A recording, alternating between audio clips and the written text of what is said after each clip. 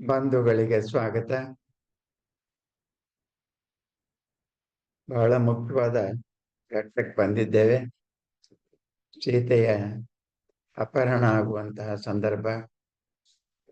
ಈ ಸಂದರ್ಭದಲ್ಲಿ ಕುವೆಂಪು ಒಂದು ಅದ್ಭುತವಾದಂತಹ ಬದಲಾವಣೆಯನ್ನು ಮಾಡ್ಕೊಂಡಿದ್ದಾರೆ. ಬದಲಾವಣೆಕ್ಕಿಂತ ಅಡಿಷನ್ಸ್ ಮಾಡ್ಕೊಂಡಿದ್ದಾರೆ.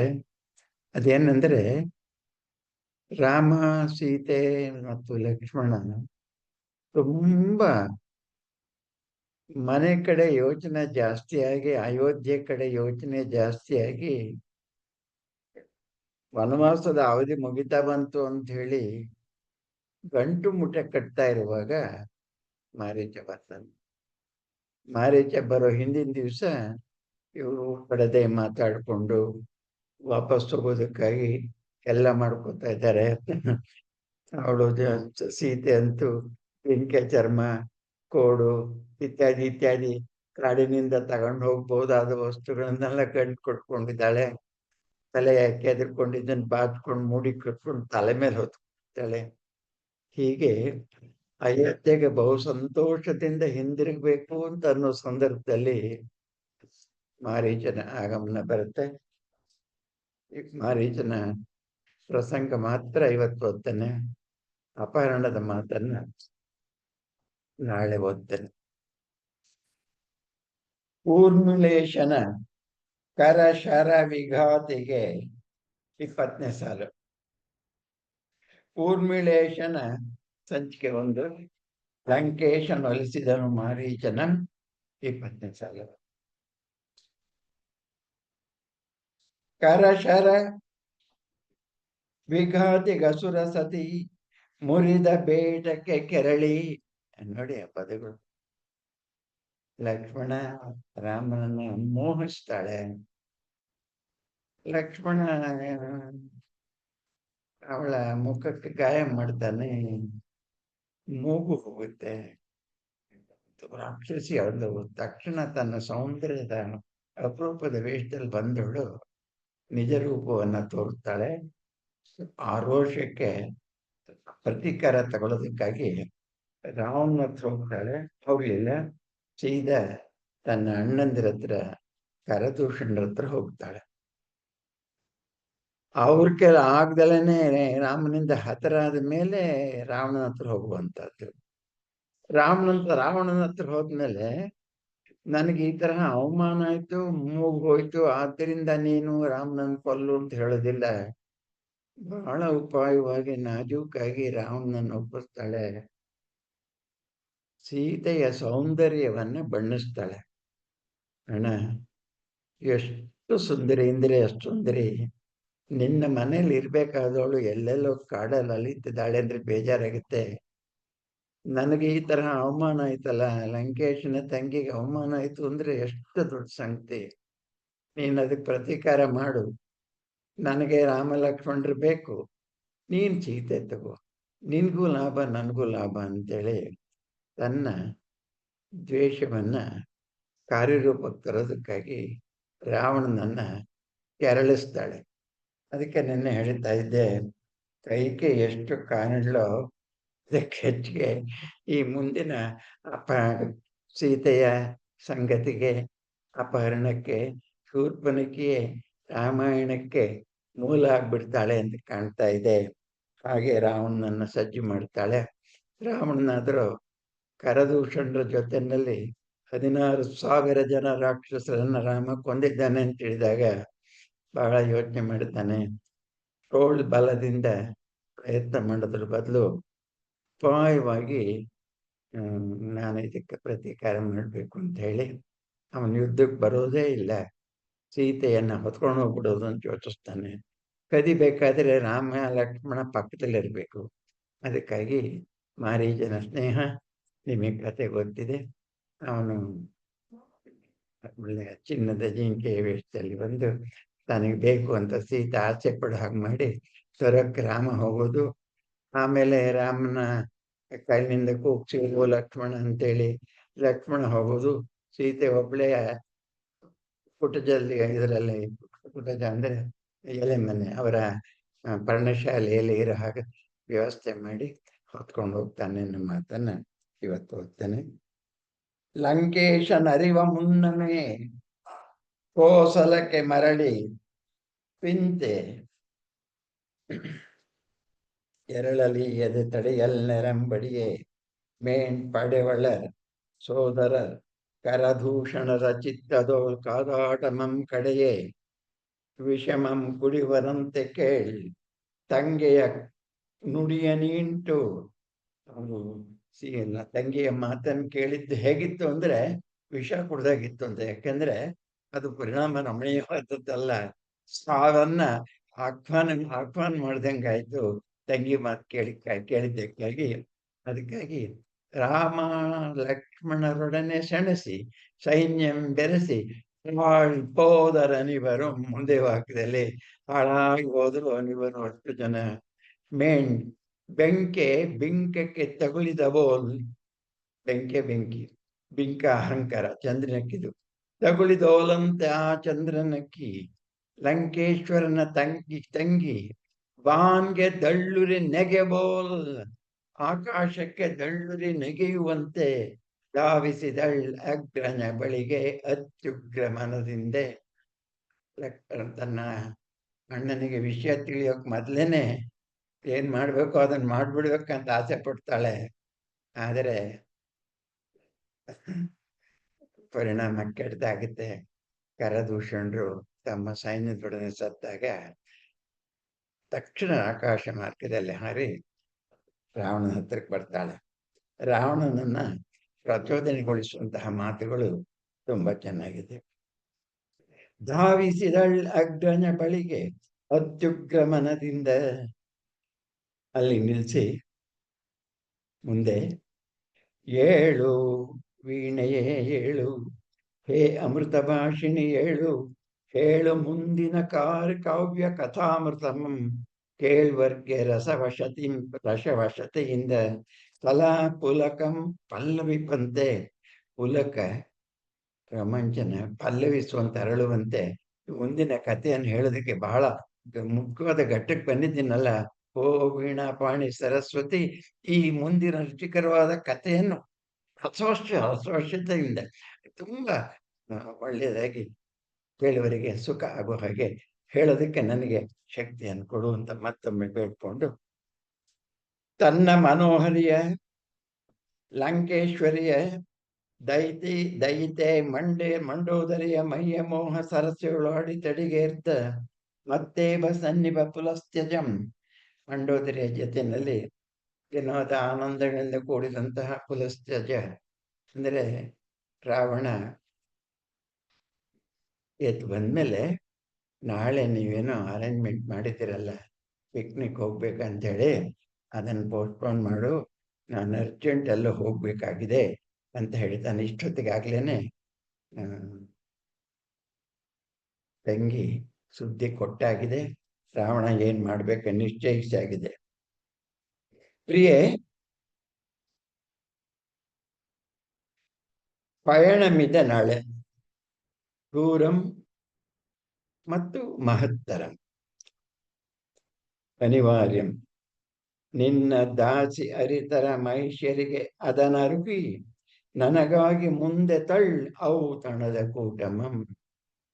ಅವಳಿಗೆ ಆಶ್ಚರ್ಯ, ಈ ತರಹ ಅರ್ಜೆಂಟ್ ಇದೆ ಅಂತ ಸಂದರ್ಭ ನಿಂಗೆ ಬರೋದಿಲ್ಲ. ಯಾಕೆಂದ್ರೆ ನೀ ಕುಬೇರನ್ ಗೆದ್ದವನು, ಇಂದ್ರನ್ ಗೆದ್ದವನು, 100 ಜನ ದೇವತೆಗಳ ಕಾಲ ಮುರಿದವನು, ನಿನ್ ಕಂಡ್ರೆ ಇಡೀ ಜಗತ್ತೇ ನಡೆಯುತ್ತೆ ಎನ್ನುವಾಗ ನೀನು ಗಡಿಬಿಡಿ ಮಾಡುವಂತ ಸ್ವಭಾವ ನೋಡಿಯಲ್ಲ, ಯಾವಾಗಲೂ ಆನಂದ ವಿನೋದದಲ್ಲಿರುವಂತವನು.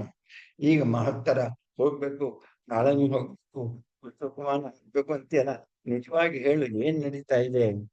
ಯಾರ ನನಗೆ ಕಾಟ ಕೊಟ್ರು? ಮತ್ತೊಮ್ಮೆ ಕುಬೇರ ಕಾಟ ಕೊಟ್ನ? ಇಂದ್ರನ? ಯಮನ? ಏನದು ದೈತ್ಯೇಂದ್ರ? ಏನದು ರಾಜಕಾರಣ? ಮಿಗಿಲು ಕಜ್ಜ ಇನ್ನು ನಿನಗೆ ತಾನ್ ಒಳದೆ, ಕಜ್ಜ ಕೆಲಸ ಒಳದೆ ಇರುತ್ತದೆಯೇ? ಇನ್ನು ಕಜ್ಜ ಕೆಲಸ ಇನ್ನು ನಿನಗೇನಿದೆ? ನೀನು ಕೃತಕೃತ್ಯ ಜಗಜ್ಜೇತ, ಇನ್ ಮಾಡೋ ಕೆಲಸ ಜಗತ್ತನ್ನೇ ಗೆದ್ಮೇಲೆ ಇನ್ ನಿನಗೇನು ಬಾಕಿ ಉಳಿದೇ ಇಲ್ವಲ್ಲ? ಶತ್ರುವನ್ನು ಅರಿಬೇ ಇಲ್ಲ, ಇಂದ್ರನ ಉದ್ದಟತನವೇ, ವಿತ್ತೇಶನ ಅಭಿನಯವೇ. ವಿತ್ತೇಶ ಅಂದ್ರೆ ಸಿರಿಗೆ ಒಡೆಯನಾಗಿರುವಂತಹ ಕುಬೇರ, ಅಥವಾ ಯಮನ ಗರ್ವವೇ, ಅಥವಾ ಮರ್ತ್ಯರಾಧರ ಅವಿಧೇಯತೆಯೇ. ಇದು ಕೇಳಬಾರದ ಪ್ರಶ್ನೆ ಅವಳು ಕೇಳಿದ್ದಾಳೆ. ಕವಿಗೆ ಗೊತ್ತಲ್ಲ ಕತೆ, ಹೆದರ್ತಿರೋದು ರಾವಣ ಮರ್ತ್ಯರಾಜನಿಗೆ ಅಂತೇಳಿ. ಅದರಿಂದ ಅದನ್ನು ಅವಳು ಬಾಯಿನಲ್ಲಿ ಹೇಳಿಸ್ತಾರೆ. ಹೌದು, ದಶರಥನ ಮಗಂ 60 ಹತ್ತಿರ. ದಶರಥನ ಮಗಂ ರಾಮನೆಂಬೋನ್ ನಮ್ಮ ಜನಸ್ಥಾನಂ ಅಜನವಾಯಿತೆಂದು ಬಂದಿದೆ ವಾರ್ತೆ. ರಾಮನಿಂದ ಅಜನವಾಯಿತು, ಸರ್ವನಾಶ ಮಾಡಿದ್ದಾನೆ ಸುದ್ದಿ ಬಂದಿದೆ. ಸೋದರರ್ ಕರದೂಷಣರ್ ಕದನ ಕೀನಾಶರ್, ಯುದ್ಧದಲ್ಲಿ ಯಮನಂತ ಇರುವಂತ ಶೂರರು, ಯಾರಿಗೂ ತಲೆಬಾಗ್ದವರಲ್ಲ, ಸೋತವರಲ್ಲ. ಬರೀ ಕರದೂಷಣರು, ಅಲಿಟ್ರೇಷನ್ ನೋಡಿ, ಕುಲಭೂಷಣರು, ನಮ್ಮ ವಂಶದಲ್ಲೇನೆ ಶೌರ್ಯಕ್ಕೆ ಹೆಸರಾಗಿದ್ದಂಥವ್ರು ಕಾದಿ ಮಾಡಿದರಲ್ಲದೆ ಚಂದ್ರನಕಿಗೆ ಅವಮಾನವಾದದ್ದು. 2 ಭಯಂಕರ ಸುದ್ದಿ ಬಂದಿದೆ. ಈಗ ಪ್ರತಿಫಲವನ್ನ ನಾನು ತೆಗೆದುಕೊಳ್ಳದೆ ಬಿಟ್ರೆ, ನನ್ನ ತಂಗಿಗೆ ಅರ್ಧಾಂಗಿಗೆ ಆದ ಭಂಗಕ್ಕೆ ನಾನು ಪ್ರತಿಯನ್ನು ತಗೊಳ್ಳದೆ ಹೋದ್ರೆ, ಅಯ್ಯೋ ಲಂಕೇಶ್ನಾಗ ಏನ್ ಸಾರ್ಥಕ ಆಯ್ತು. ಆದ್ದರಿಂದ ನಿನಗೆ ದಾಸ್ಯಂ ಮತ್ತೋರ್ಬಳಂ ತರ್ಪೆನು. ನೋಡ, ಯುದ್ಧಕ್ಕೆ ಹೋಗ್ತೀನಿ ಎನ್ನುವಾಗ ಹೆಚ್ಚಿನ ಬೇರೆ ಮಾತಿಗೆ ಅವಕಾಶ ಕೊಡದಂಗೆ ನಿನ್ಗೆ ಇನ್ನೊಬ್ಳು ದಾಸಿ ಅಂತ ತರ್ತೀನಿ. ನಮ್ಗಾಗೋ ಲಾಭದ ಜೊತೆಲಿ ಅವಳಿಗೂ, ಇವನಿಗೆ ಎಷ್ಟೆಷ್ಟು ಉಪಪತ್ನಿಯರು ಬಂದ್ರು ಅಷ್ಟಷ್ಟು ಮಹಾರಾಣಿಗೆ ಸೇವೆಗೆ ಇನ್ನೊಂದು ಜನ ಸೇರಿದಂಗಾಯ್ತು. ರಾಣಿ ವ್ಯವಸ್ಥೆ ತುಂಬ್ತಾ ಇದ್ರೆ ಎಲ್ಲರನ್ನೂ ಎಲ್ಲೇ ದಿವಸ ಮಾತಾಡ್ಸಕ್ಕಾಗಲ್ವಲ್ಲ. ಕಡೆಗೆ ಬರೋರೆಲ್ಲ ಮೊದಲ ರಾಣಿಗೆ ಸೇವಕರಾಗ್ತಾರೆ. ಜನಕ ಜಾತಯಂ, ನಿಂಗೆ ಗೊತ್ತಿಲ್ವಾ ಜನಕ ಜಾತೆ? ಅಯ್ಯೋ, ಈಗ ನೆನಪಿಸ್ಕೊತಾನೆ.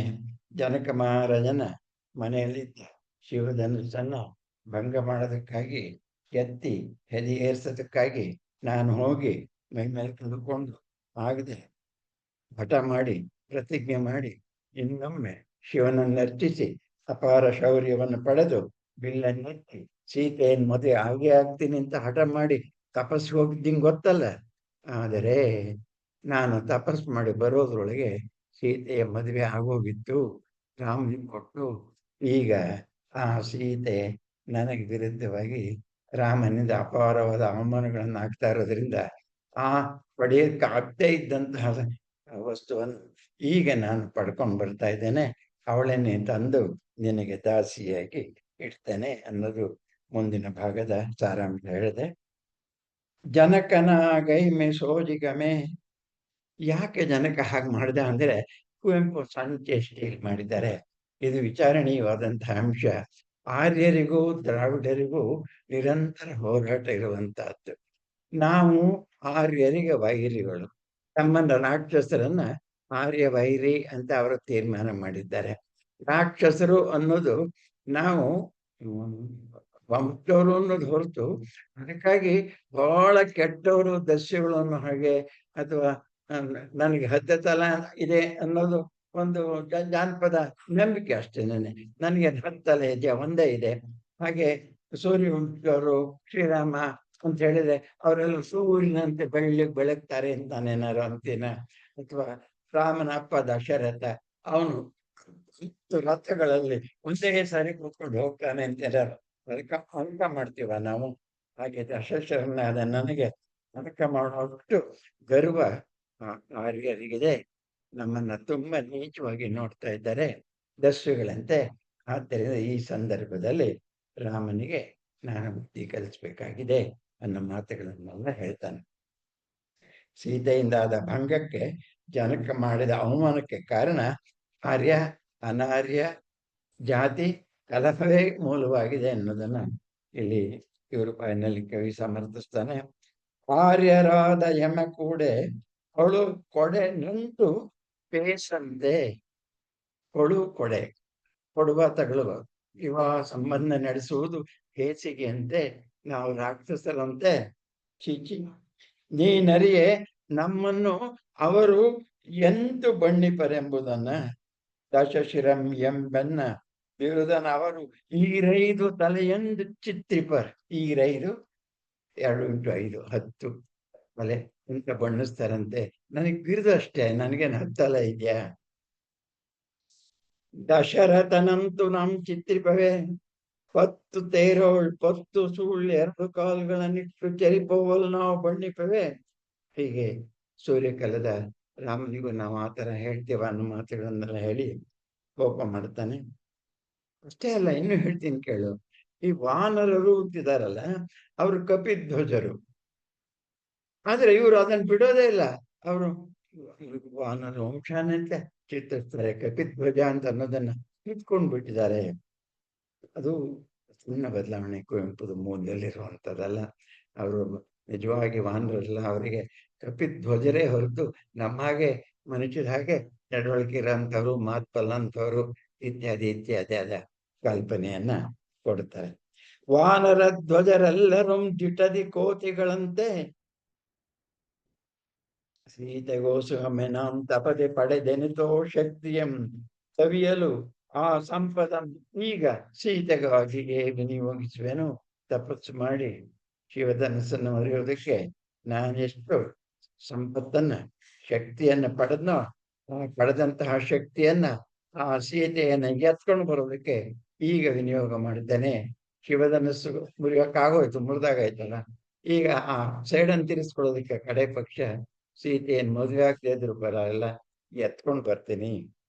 ತನಗಾಗಿ ಅಂತ ಹೇಳಲಿಲ್ಲ, ನಿನಗೆ ಸೇವೆ ಮಾಡುವುದಕ್ಕಾಗಿ ಅಂತ ಸುಳ್ಳು ಹೇಳ್ತಾನೆ.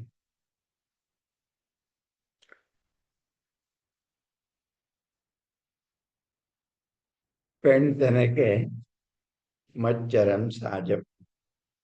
ಇನ್ನೊಂದು ಹೆಂಗಸನ್ ತರ್ತೀವಿ ಅಂದ್ರೆ ಸಹಜವಾಗಿ ಮಂಡೋದರಿಗೆ ಕೋಪ ಬರುತ್ತೆ. ಆದರೆ ತನ್ನ ಅರಸಿಕ್ಕೆ ಮೂಗು ಮುರಿದಂತೆ ಬೋಲ್ ಸಂತೈಸಿದನು ಇಂಟು ನುಡಿ ಕಿಡಿಯ ನುಗುಳಿ.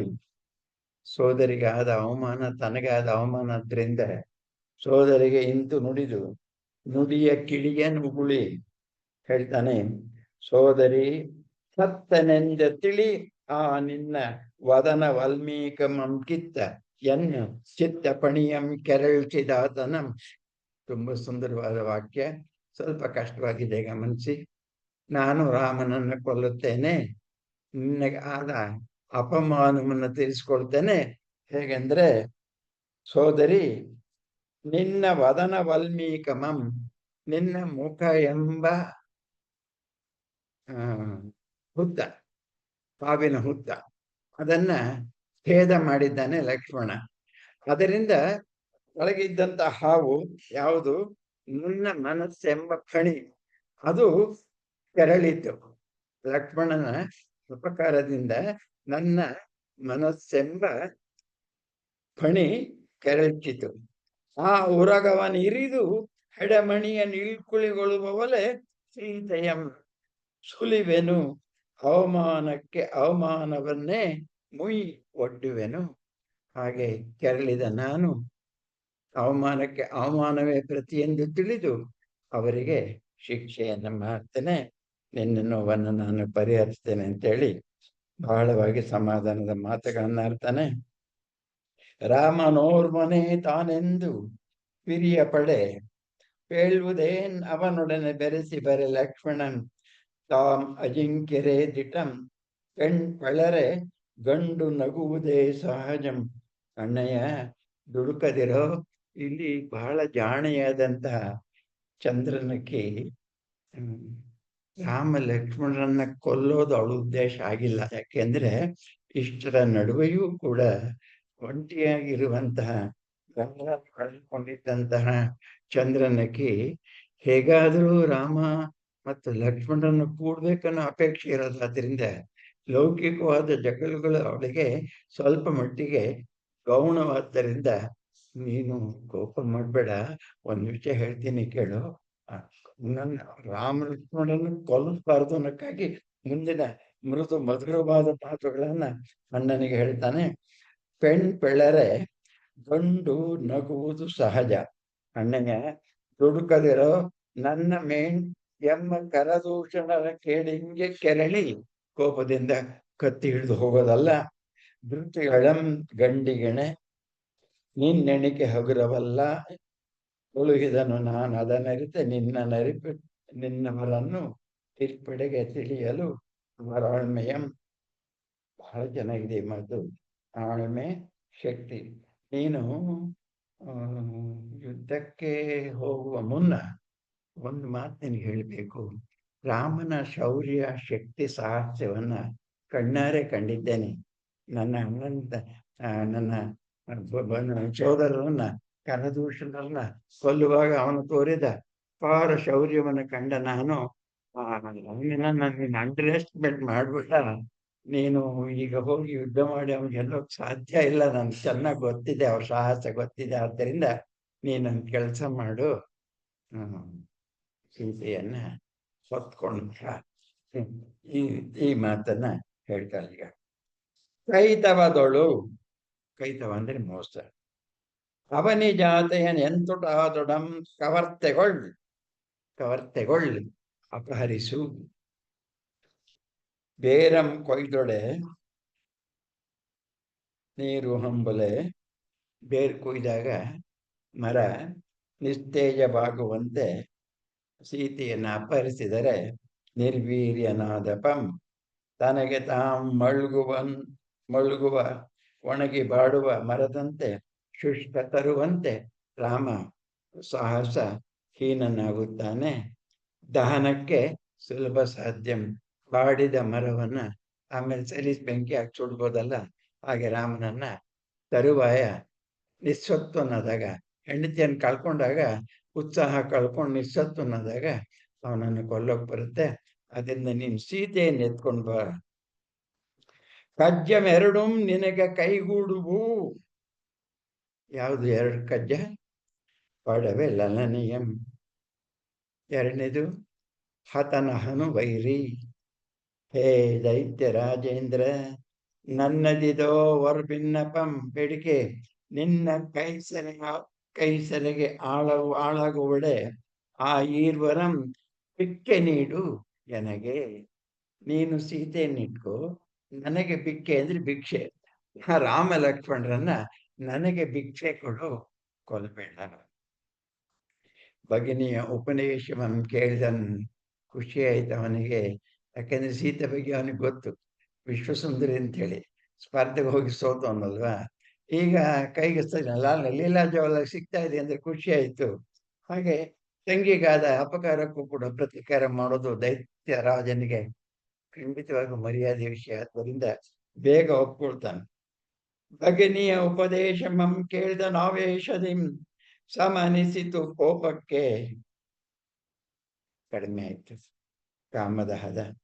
ರೋಮಂತಿಸಿತು, ರೋಮಂಥನ ಮೆಲುಕು ಹಾಕುವಂಥದ್ದು. ಕೇಳ್ದ ವೈದೇಹಿ ವರ್ಣನೆಯ ಮೃತ್ಯುಪಾತೇಯಮಂ.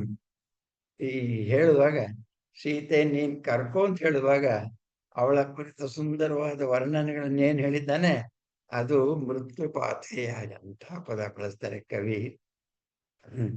ರೋಮಂಥನ ಮಾತನ್ನ ಮೆಲ್ಕು ಹಾಕೋದು. ಹಸುಗಳು ಹುಲ್ಲಂತಿಂದು ಅವ ಬೇಕಾದಾಗ ನಿಧಾನವಾಗಿ ಮೆಲ್ಕು ಹಾಕ್ತಾರಲ್ಲ, ಹಾಗೆ ಇವನು ಕೂಡ ಮೆಲ್ಕು ಹಾಕ್ತಾನೆ.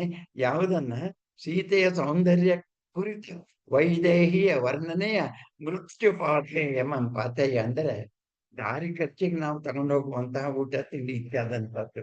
ಇಲ್ಲಿ ಊಟ ತಿಂಡಿ ಯಾವುದು ಅಂದ್ರೆ ಮೃತ್ಯುವಿನೆಡೆಗೆ ಯಮನೆಡೆಗೆ ಹೋಗ್ತಾ ಇರುವಂತಹ ರಾವಣನಿಗೆ ದಾರಿ ಖರ್ಚಿಗೆ ತಂಗಾಯ್ತು ವೈದೇಹಿಯ ವರ್ಣನೆ. ಅಂದ್ರೆ ಅದಕ್ಕೆ ಮರುಳಾಗಿ ನಾನು ಸಾವಿನ ಕಡೆ ಮುಖ ಮಾಡೋ ಹಾಗಾಯ್ತು ಅಂತ ಕೀಟ್ಲೆ ಮಾಡ್ತಾರೆ ಕವಿ. ತನು ಮಧ್ಯಮೆ ಜ್ಞಾಪ ಕೊಡ್ತಾರೆ. ಅದು ವರಾರೋಹೆ ತಪ್ತ ಕಾಂಚನ ವರ್ಣೆ. ತನು ಮಧ್ಯಮೆ ತೆಳು ಸೊಂಟ ಉಳ್ಳವಳು ಸುಂದರಿ. ವರಾರೋಹೆ ತಪ್ತ ಕಾಂಚನ ವರ್ಣನೆ ಗಂದಿರುವ ಬಿಸಿಯಾಗಿರುವ ಚಿನ್ನದ ಬಣ್ಣದವಳೆ.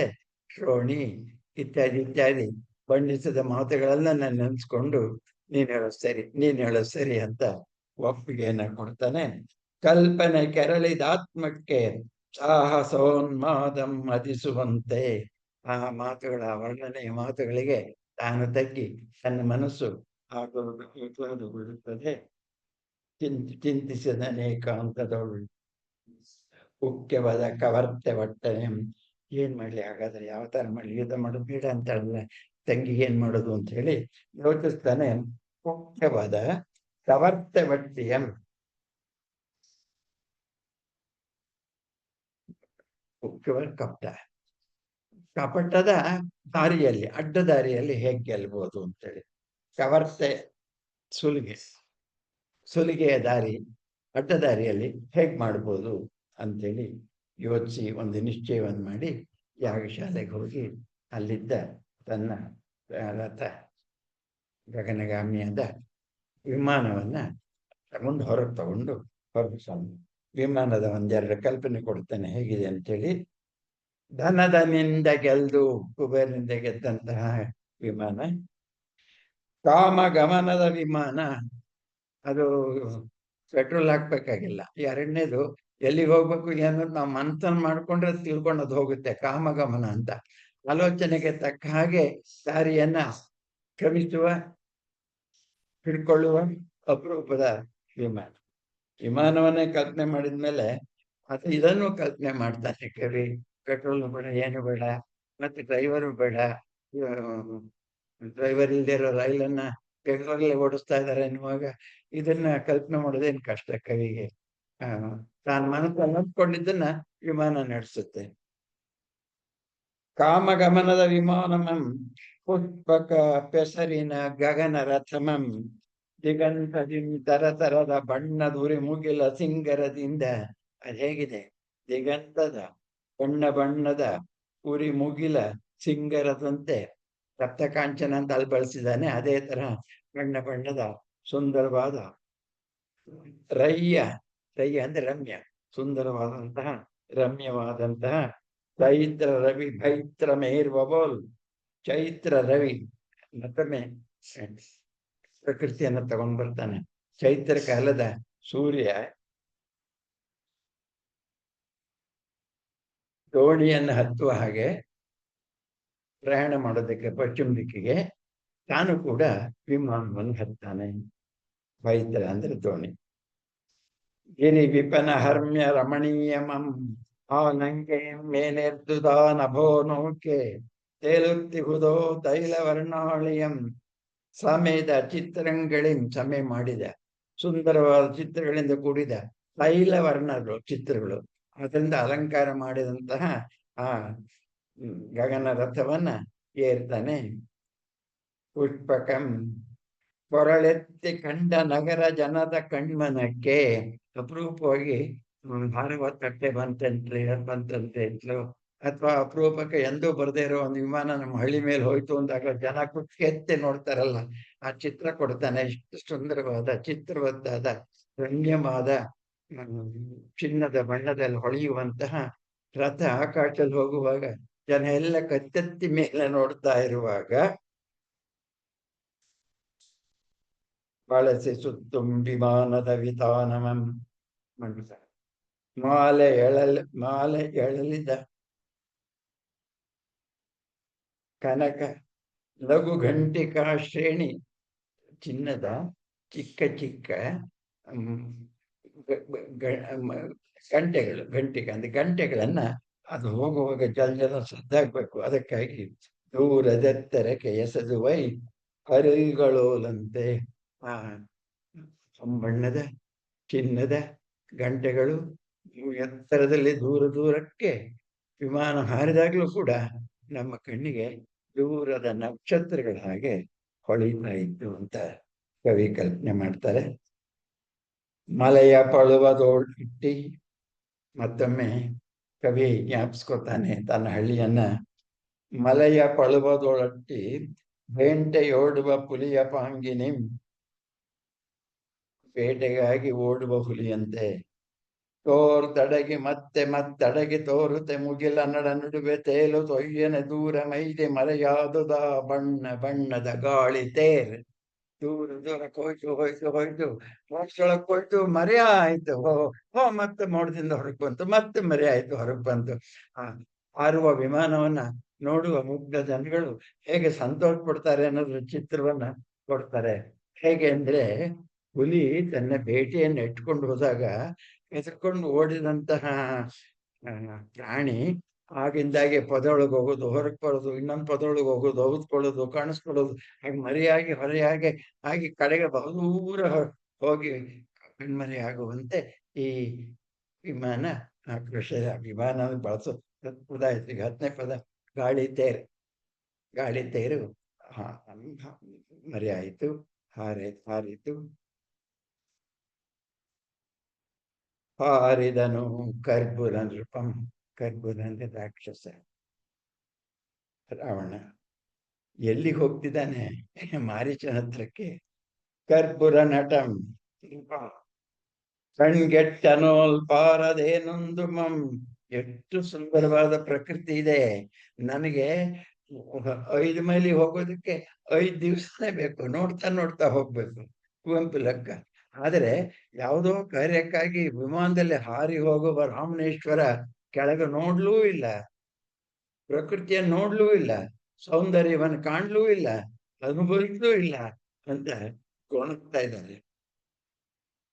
ಹಾರಿದನು ಕರ್ಬುರ ನೃಪಂ ಕಂಗೆಟ್ಟನೋಲ್ಪಾರದೇನೊಂದು ಮಂ. ಪ್ರಕೃತಿ ಭವ್ಯಂಗಳಂ ಪಾರದೆ ಹಾರದೆ ನೋಡದೆ ನಿರೀಕ್ಷಿಸದೆ ಅನುಭವಿಸದೆ ಭವ್ಯಂಗಳಂ ದಾಟಿದನ್ ಮೇಘ ಮಾರ್ಕದಿ ಸಾಗರದ ನೀಲ ವೈಶಾಲ್ಯಮಂ ದಾಟಿ ಬಂದಂ ಕಂಡನ ಮಾರೀಚನಾಶ್ರಮ ಸ್ಥಾನಮಂ.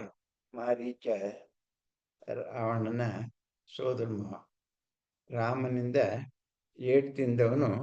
ಏನೋ ಕಾರಣಕ್ಕೆ ಇದು ರಾಕ್ಷಸರನ್ನ ಮೊದಲು ಸಂಹಾರ ಮಾಡ್ತಾ ಇದ್ದಂತಹ ರಾಮ ತಾಟಕಿಯನ್ನೇ ಮೊದಲು ಕೊಂದದ್ದು, ಹೆಣ್ಣನ್ನೇ. ತಾಟಕಿಯ ಮಗನೇ ಈ ಮಾರೀಚ. ಆದ್ದರಿಂದ ಮಾರೀಚನನ್ನ ಕೊಲ್ಲೋ ಅಗತ್ಯ ತನಗಿಲ್ಲ, ತಾಟಕನನ್ನ ನೀನು ಸಂಹಾರ ಮಾಡಬೇಕು ಅಂತ ಹೇಳಿ ಆ ರಾಕ್ಷಸಿಯ ಕಾಟವನ್ನ ತಡಿಲಾರದೆ ಋಷಿಮುನಿಗಳು ಬೇಡ್ಕೊಂಡಿದ್ದರಿಂದ ಹಟ್ಕ ಸಂಹಾರ ಆದ್ಮೇಲೆ ಇವನ್ಯಾಕೆ ಸಾಯಿಸ್ಬೇಕು ಅಂತೇಳಿ ಒಂದು ಅಪರೂಪದ ಬಾಣದಿಂದ ಅವನನ್ನ 100 ಯೋಜನ ದೂರ ಹೋಗಿ ಸಮುದ್ರದ ದಂಡೆಯಲ್ಲಿ ಬೀಳೋ ಹಾಗೆ ಬಾಣ ಪ್ರಯೋಗ ಮಾಡ್ತಾನೆ. ಆಗ ಅಲ್ಲಿ ಕೂತ್ಕೊಂಡು ಯೋಚನೆ ಮಾಡ್ತಾನೆ ಮಾರೀಚ, ಕ್ಷಣ ಮಾತ್ರದಲ್ಲಿ ನನ್ನ ಜೀವ ತೆಗಿಬೋದಾಗಿತ್ತು, ಅವನ ಹತ್ರಕ್ಕೆ ನಾನು ಹೋಗ್ಬೇಕಾಗ್ತಿತ್ತು. ರಾಮ ನನ್ನನ್ನ ಇಷ್ಟು ಮಟ್ಟಿಗೆ ಪ್ರಾಣ ಉಳಿಸಿ ಕಳಿಸ್ದ ಅಂದ್ರೆ, ಒಂದನೇದು ಅವನು ಒಳ್ಳೆತನ, ಎರಡನೇದು ಒಳ್ಳೆತನ ಅಲ್ಲದೆ ಹೋದ್ರು ಕೂಡ ಅವನಿಗೆ ಅನಿವಾರ್ಯ ಆಯ್ತು ಅಂತ ಅನ್ಸುತ್ತೋ, ಕಾಟ ತಪ್ಸ್ಕೊಂಡ್ರು ಸಾಕು ಅಂತ ಅನ್ಸುತ್ತೋ ನನಗೆ ಓಡಿಸ್ದ. ನಾವು ಆ ಜನ್ಮ ಬೈರಿಗಳು ಆರ್ಯರಿಗಾದರೂ ಕೂಡ ಈ ರಾಮನನ್ನ ಮತ್ತೆ ಮತ್ತೆ ನಾನು ಕೆಣಕಕ್ಕೆ ಹೋಗಿ ಕೈಕಾಲು ಮುರ್ಕೊಳ್ಳೋದಕ್ಕಿಂತ ಮತ್ತೆ ರಾಕ್ಷಸನಾಗಿ ಬದುಕೋದಕ್ಕೂ ಸಾಧ್ಯ ಅಲ್ಲದೆ ಇರೋದ್ರಿಂದ ವೈರಾಗ್ಯ ಬರ್ತದೆ ಅವನಿಗೆ, ಒತ್ತಾಯಿದ ವೈರಾಗ್ಯ. ಅದಕ್ಕಾಗಿ ಸಮುದ್ರ ದಂಡೆಯಲ್ಲಿ ಹೋದ್ ಬಿದ್ದ ಜಾಗದಲ್ಲೇ ಆಶ್ರಮ ಕಟ್ಕೊಂಡು ಸನ್ಯಾಸ ಆಗಿದ್ದಾನೆ. ಅಲ್ಲಿಗೆ ರಾವಣ ಈಗ ಬಂದಿದ್ದಾನೆ. ನಿನ್ನ ಸನ್ಯಾಸವನ್ನು ಬಿಡು, ಒಂದು ಗಳಿಗೆ ರಾಕ್ಷಸನಾಗಿ ನೀನು ಮಾಡಬೇಕಾದ ಕರ್ತವ್ಯ ಇದೆ. ಹಿಂದೆ ನಾನು ಎಷ್ಟು ಸಹಾಯ ನಿನಗೆ ಮಾಡಿದ್ದೇನೆ ಅದನ್ನೆಲ್ಲ ಸ್ವಲ್ಪ ಜ್ಞಾಪಕದಲ್ಲಿ ಇಟ್ಕೊಂಡು ಒಂದೇ ಒಂದು ಸಹಾಯ ನಿನಗೆ ಮಾಡು, ನೀನು ಜಿಂಕೆ ವೇಷದಲ್ಲಿ ಬರಬೇಕು ಅಂತ ಬೇಡ್ಕೊಳ್ತಾನೆ. ಮಾರೀಚ ಮುನಿವರ್ಯ 224. ಮಾರೀಚ ಮುನಿವರ್ಯ ಮರುಗುವೆನು ನಿನಗೆ ನಿನ್ನ ಅಂಬೆಯಂ ಕೊಲ್ಲಿಸಿದ ತವಸಿಯುಂ ವೇಣ್ ಕೊಂದ ಬಡವು ಬಡಗನು ತವಿಯದೆ ಒಳ ಇನ್ನುಂ ಒಳಗಿದ್ದರೆ. ನಿನ್ನಮ್ಮನನ್ನು ಕೊಂದ ಶತ್ರುಗಳು ಬದುಕಿದ್ದಾರೆ, ಏನು ಉಪಯೋಗ ಆಯ್ತು? ನಮ್ಮ ಶೌರ್ಯಕ್ಕೆ ಅಪಮಾನ ಅಲ್ವಾ ಅದು? ಪ್ರತಿಕಾರ ತಗೊಳಕ್ಕಾಗ್ಲೇ ಇಲ್ಲ. ಬಡಗ ಅಂದ್ರೆ ಉತ್ತರದವನು, ಉತ್ತರ ಸೀಮೆಯವನು ರಾಮ. ತವಿಯದು ನಾಶ ಆಗ್ಲಿಲ್ಲ, ಒಳ ಇನ್ನು ಬದುಕಿದ್ದಾರೆ.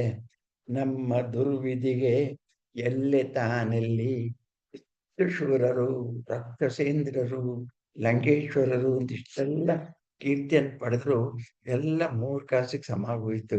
ಹೇಳು, ಇದಕ್ಕೆ ದುರ್ವಿಧಿ ಅಂತ ಹೇಳಬೇಕು, ಈ ಅಪಮಾನವನ್ನ ಹೇಗೆ ನಾನು ತಾಡ್ಕೊಳ್ಬೇಕು? ನೀನನ್ನು ಸನ್ಯಾಸಿ ಆಗ್ಬಿಟ್ಟೆ, ತಾಡ್ಕೋತೀಯ, ನಾನು ಹೇಗೆ ತಡ್ಕೋಬೇಕು ಹೇಳು?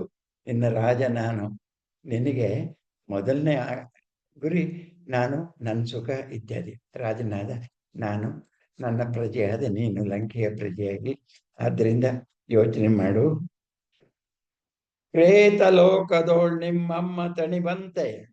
ತಾಯಿ ತಾಟಕ್ಕೆ ಪ್ರೇತ ಲೋಕದಲ್ಲಿ ಹೋಗಿರುವಾಗ ರಾಮನಿಂದ ಮಡಿದಿರುವಂತಹ ಅವಳು ಸಮಾಧಾನ ಆಗಿರ್ಬೇಕಾದ್ರೆ, ಆತ್ಮ ಶಾಂತಿ ಆಗ್ಬೇಕಾದ್ರೆ, ಅವಳನ್ನು ಕೊಂದ ಶತ್ರುವನ್ನ ನೀನು ಕೊಂದು ಅವಳಿಗೆ ಸಂತೋಷ ಉಂಟು ಮಾಡೋದು ನಿನ್ ಕರ್ತವ್ಯ ಅಲ್ವಾ?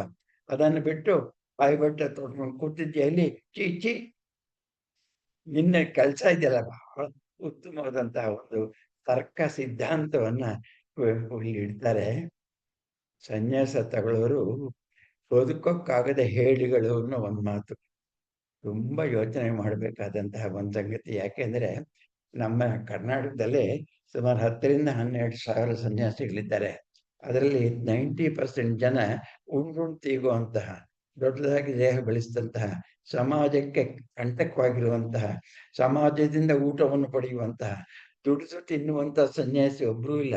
ಯಾಕೆ ಸನ್ಯಾಸಿ ಆಗ್ತಾರೆ? ಎಲ್ಲ ಜಾತಿಗೂ ನಾನೊಬ್ಬ ಸನ್ಯಾಸಿ ಬೇಕು ಅಂತ ಯಾಕೆ ಬರ್ತಾರೆ ಅಂದ್ರೆ, ಊಟೋಪಚಾರ ಸಖತ್ತಾಗಿ ಸಿಗುತ್ತೆ ಅನ್ನೋ ಕಾರಣಕ್ಕಾಗಿ. ಅದನ್ನ ಮನಸ್ಸಿನಲ್ಲಿ ಇಟ್ಕೊಂಡು ಇಲ್ಲಿ ಮಾರೀಚನ ಸನ್ಯಾಸನ್ನ ಟೀಕೆ ಮಾಡುವಾಗ ಕವಿ ಹೇಳ್ತಾನೆ, ಪ್ರೇತ ಲೋಕದೋಳ್ ತಣಿಬಬೋಳ್ ತಾಯಿ ತಾಟಕೆಗೆ ನೀಂ ನೆಗುಳುವೈ ಸಂತೋಷ ಮಾಡ್ತೀಯ.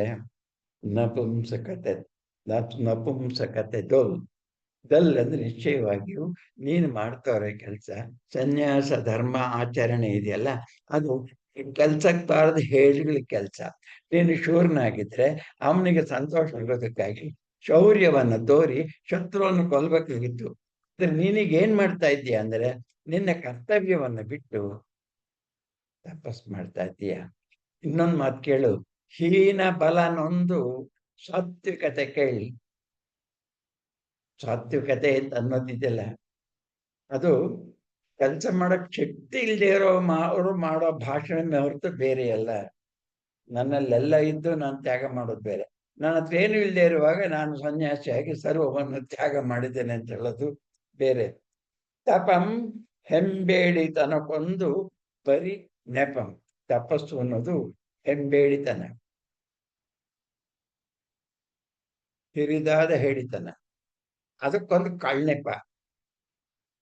ಹೀಗೆ ಅವನ ಸನ್ಯಾಸವನ್ನು ಟೀಕೆ ಬರ್ತಾ ಕಡೆಗೆ ನಿಷ್ಠುರವಾಗಿ ಹೇಳ್ತಾನೆ, ಲಂಕೆಯ ಪ್ರಜೆಯಾಗಿ ನೀನು, ನಾನು ಹೇಳ್ತಾ ಇದ್ದೇನೆ ನಿನ್ನ ಕರ್ತವ್ಯ ಇದನ್ನ ಮಾಡಬೇಕು, ಆಜ್ಞಾ ರೂಪದಲ್ಲಿ ಹೇಳ್ತಾನೆ. ಇಲ್ಲದೆ ಹೋದ್ರೆ ನಾನಿನ್ ಕೊಲ್ತೀನಿ ಅನ್ನೋ ಅರ್ಥದಲ್ಲಿ ಕಟುವಾಗಿ ಹೇಳ್ತಾನೆ.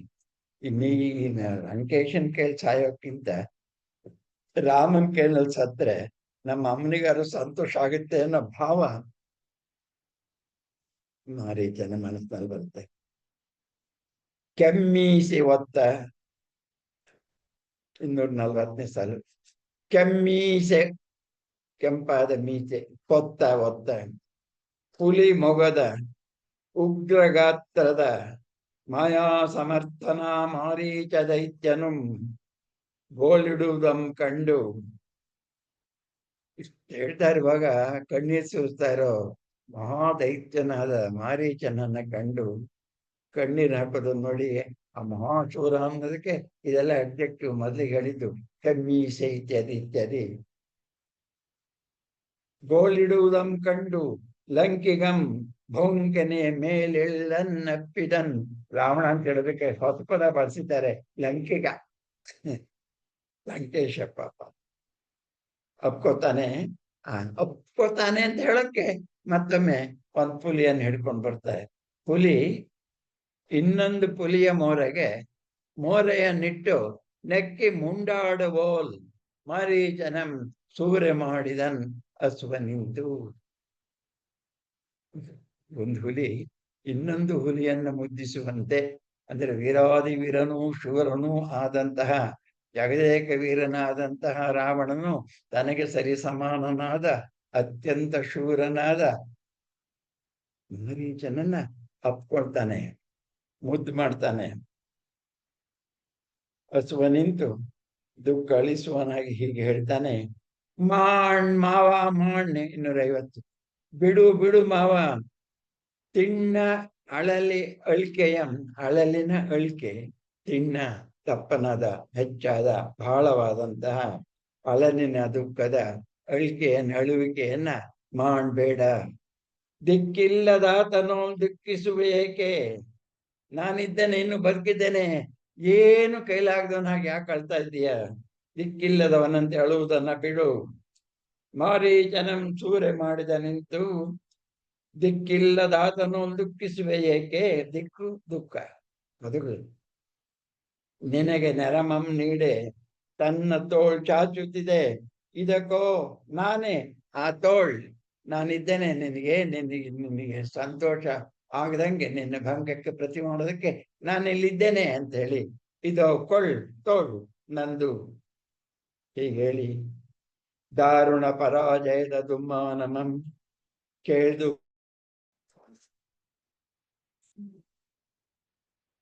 ದಾರುಣ ಪರಾಜಯದ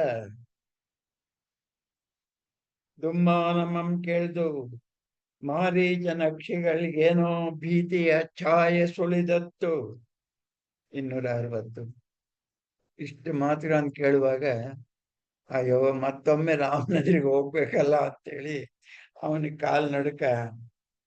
ಹೆಂಬೇಡಿ ಆಗದಿರ್, ಕುಲಗೇಡಿ ಆಗದಿರ್. ರಾವಣ ಸ್ವಲ್ಪ ಇಷ್ಟು ಹೊತ್ತಿಗೆ ಮಾವ ಅಂತ ಗೌರವದಿಂದ ಮಾತಾಡೋನು ಈಗ ರಾಜತನದ ಅರಸುತನದ ದಾರ್ಷ್ಟ್ಯವಂತವ್ರಿಗೆ ಒತ್ತಾಯವಾಗಿ ಹೇಳ್ತಾನೆ. 265. ಧೈರ್ಯ ದುರ್ಮದ ಬೇರಿಗೆ ಬೆನ್ನೀರ ನೊಯ್ಯದಿರ್, ಧೈರ್ಯವೆಂಬ ಮರಕ್ಕೆ ಬಿಸಿ ನೀರು ಹಾಕಿ ಸಾಯಿಸ್ಬೇಡ, ಧೈರ್ಯ ಬಿಡಬೇಡ. ಕುಲದ ಬಲದ ಗೌರವದ ಗೋನಾಳಿಯಂ ಅಳಿಸದಿರು, ಗೋನಾಳಿ ಕಂಠನಾಳ ಅದನ್ನ ಕುಯ್ಯಬೇಡ. ದೃಢವಾಣಿ ಹೇಳಿದ ಮುಟ್ಟದಿರ್, ಕೆಂಡಮಂ ಕಿಡಿ ಮಾಣಿಕಮೇ, ಕೆಂಡವನ್ನ ಮಾಣಿಕ್ಯ ಅಂತ ಹಿಡ್ಕೊಳ್ಬಾರ್ದಲ್ವ, ಆ ಎಚ್ಚರ ನಿನಗಿರ್ಲಿ.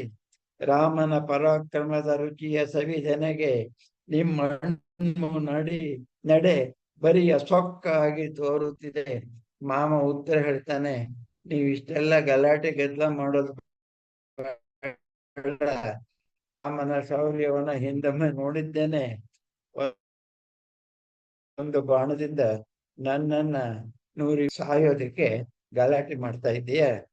ಮೈ ಬಲ್ಮೆ ಬಿಲ್ ಬಲ್ಮೆ, ಮಾಯೆಯ ಒಂದು ಅತಿ ಬಲ್ಮೆ, ಕೈಗೂಡಲಿಲ್ಲಾವುದಂ, ಅಯ್ಯೋ ಕೋಲಲೆಳೆಸಿ ನನ್ನ ತಾಯಿ ಕುಲಿಗನಂ, ತಾಯನ್ನ ಕೊಂದವನನ್ನ ಕೊಲ್ಲುವುದಕ್ಕೆ ಮಾಡಿದ ಪ್ರಯತ್ನ ಸರ್ವಥ ನಷ್ಟ. ವರ್ಮವೇ ರಕ್ಷೆಯಾದಾತನಂ ಜಯಿಸಬೇಕು. ಶೌರ್ಯದಿಂದ ಗೆಲ್ಲಕ್ಕಾಗುವುದಿಲ್ಲ, ಯಾಕಂದ್ರೆ ಧರ್ಮವೇ ರಾಣಿಗೆ ಧರ್ಮ ಆಗೋದಿಲ್ಲ. ಆದ್ದರಿಂದಲೇ ನಾನು ತಾಪಕ್ಕೆ ನೋಂತೆ, ಸಾಧ್ಯ ಇಲ್ಲ ಅಂತ ತಿಳಿದೇನೆ ನೋಂತೆ ವ್ರತವನ್ನ ಕೈ ಹಿಡಿದೆ, ತಪಸ್ಸಿನ ವ್ರತವನ್ನ ಕೈ ಹಿಡಿದೆ ಅಂತ ಹೇಳಿ ರಾವಣನ್ನೇ ಮಾತನ್ನಲ್ಲಿ ಕಡೆಗೆ ತೀರ್ಮಾನದ ಮಾತು ಇದರಲ್ಲಿ ಬರ್ತದೆ. ದಂಡ ನೀತಿಯ ನೊಂದನೆಯ ನೆಮ್ಮಿ ನೀ ಸೋಲ್ತೆ ಮಾರೀಚ, ಈ ತರಹ ಯೋಚನೆ ಮಾಡಿ ನೀನು ಸೋತದ್ದು. ಶರತಿ ಸೀತೆಯನ್ನೆತ್ಕೊಂಡು ಬಂದ್ರೆ ಆಗ ನಾವು ಗೆಲ್ಲೋಕ್ ಸಾಧ್ಯ ಆಗ್ತದೆ. ರಾಮ ವಿಕ್ರಮಂ ಜಳ್ಳಪ್ಪುದು ಎಮ್ಮ ಕಡುಬಿ ಸಿಕ್ಕಿ.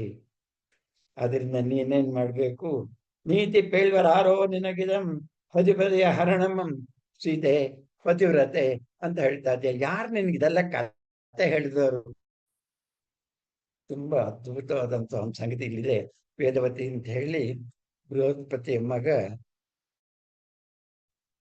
ಕುಶಧ್ವಜ ಅಂತೇಳಿ ವೇದವತಿಯನ್ನ ಬಲಾತ್ಕಾರ ಮಾಡೋದಕ್ಕೆ ರಾಮ ಹೋದಾಗ ಅವಳು ಬೆಂಕಿ ಬಿಟ್ಟು ಸಾಯ್ತಾಳೆ.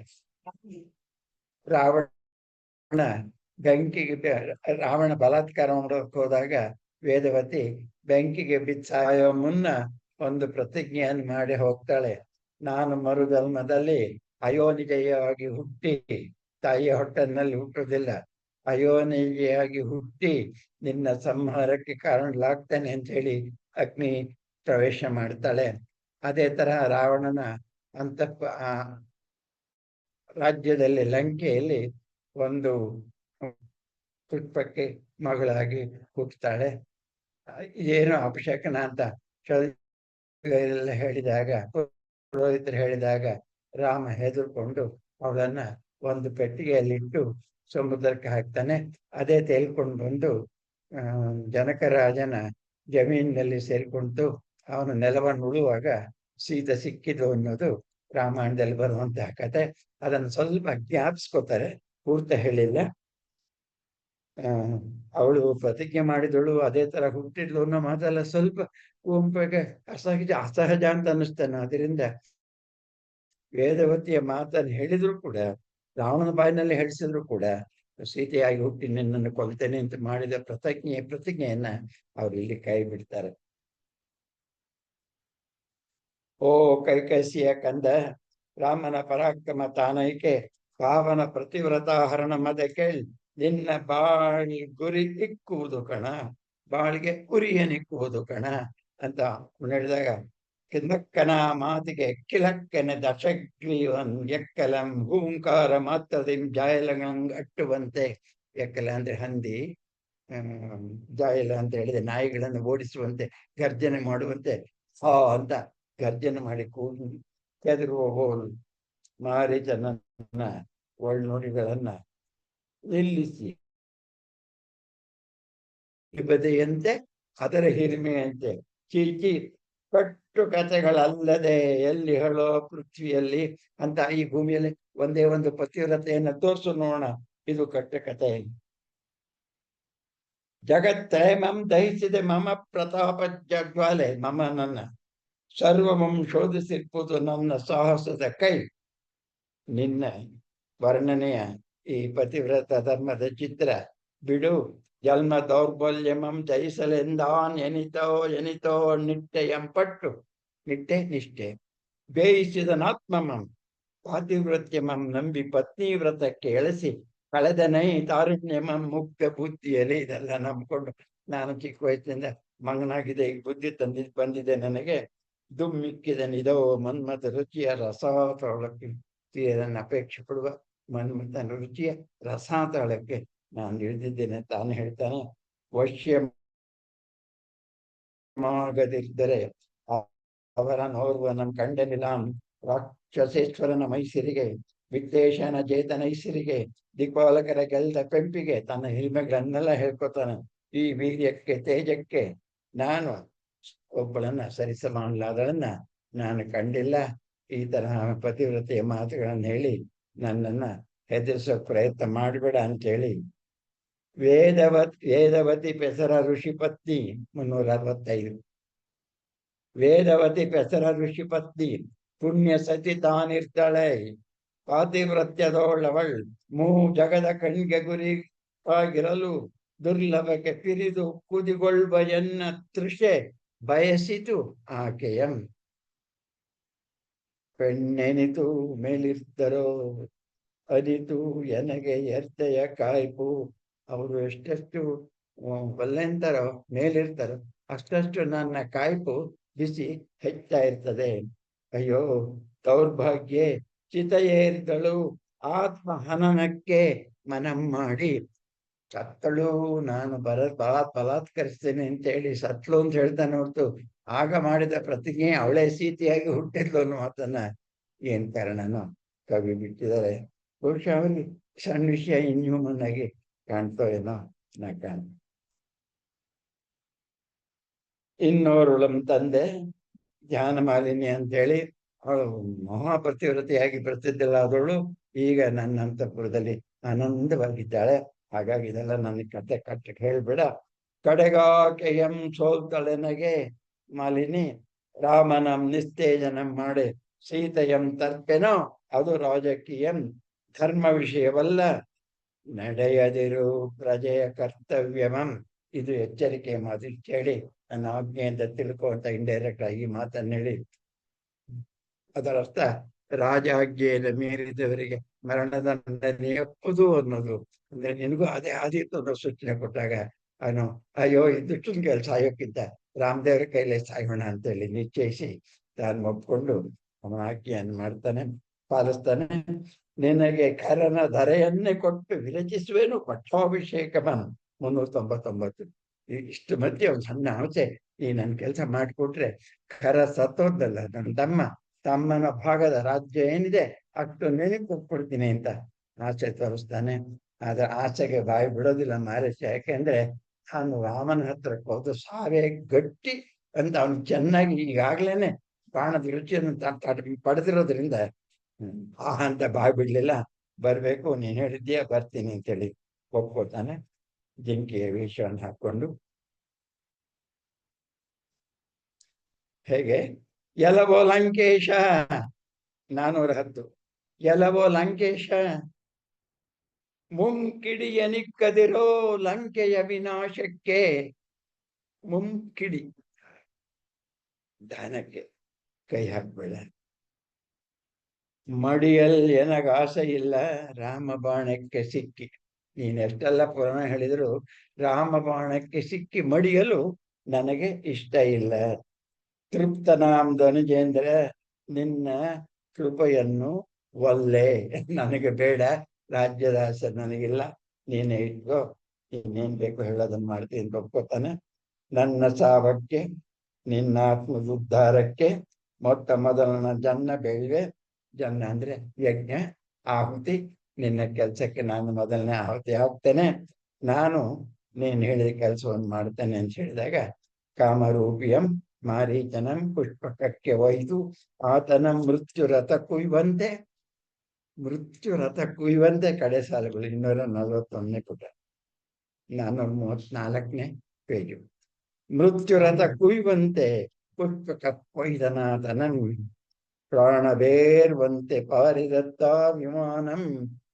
ಪ್ರಾಣ ಆಕಾಶಕ್ಕೆ ಹೋಗುವ ಹಾಗೆ ಈ ವಿಮಾನ ಮಾರೀಚನ ಆಶ್ರಮದಿಂದ ರಾಮನ ಸನ್ನಿಧಕ್ಕೆ ಹೋಗಿತು. ಶ್ರೀರಾಮನ ಆಶ್ರಮಕ್ಕೆ. ಇಲ್ಲಿಗೆ ನಿಲ್ಲಿಸ್ತೇನೆ. ವಂದನೆಗಳು. ಸ್ವಸ್ತಿ ಪ್ರಜಾಭ್ಯಾಂ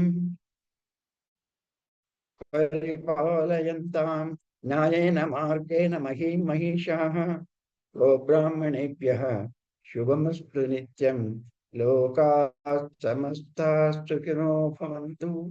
ನಮಸ್ಕಾರ, ವಂದನೆಗಳು.